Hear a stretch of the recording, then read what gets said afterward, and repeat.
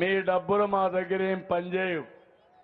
మీరు కావాలని income tax raid చేస్తున్నారు. రేపో ఎల్లుండో మళ్ళా మన అభ్యర్థులపైన రైడ్ చేస్తారు.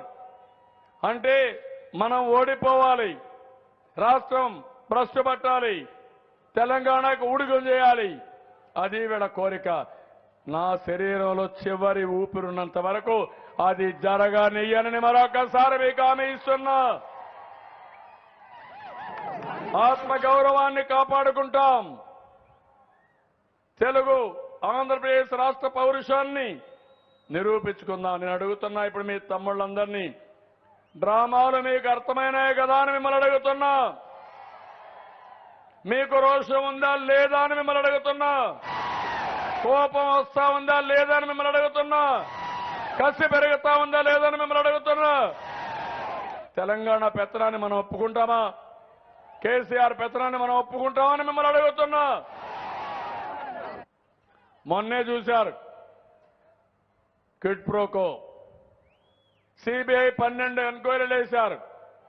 12లో A1 ముద్దాయి జగన్మోహన్ రెడ్డి.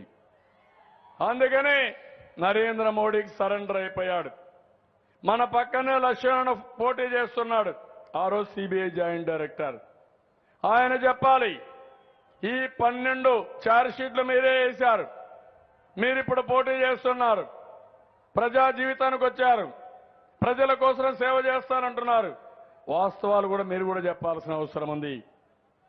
ఆ రోజు మీరే ఇవి పెట్టిన తర్వాత రాష్ట్రంలో ఇలాంటి అవినీతి పరుడు ఉండడానికి అర్హత ఉందా?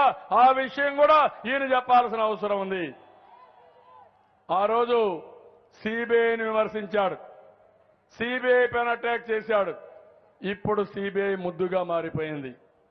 అంటే ఏంటి తమ్ముళ్ళు, ఏంటి అని ప్రవర్తన అంటే వ్యక్తులు బట్టి చేసిన తప్పు ఎవరైనా తప్పు అంటే వాళ్ళ మీద విరుచుకుపడిపోతాడు, వాళ్ళ మీద విమర్శలు చేస్తాడు, వాళ్ళ మీద దాడులు చేస్తాడు, తప్పించుకోవడానికి ప్రయత్నం చేస్తాడు. ఇలాంటి వ్యక్తుల వల్ల రాష్ట్రానికి లాభం లేదు. ఆ విషయం మీరు గుర్తుపెట్టుకోవాల్సిన అవసరం ఉంది. Please subscribe to New Waves.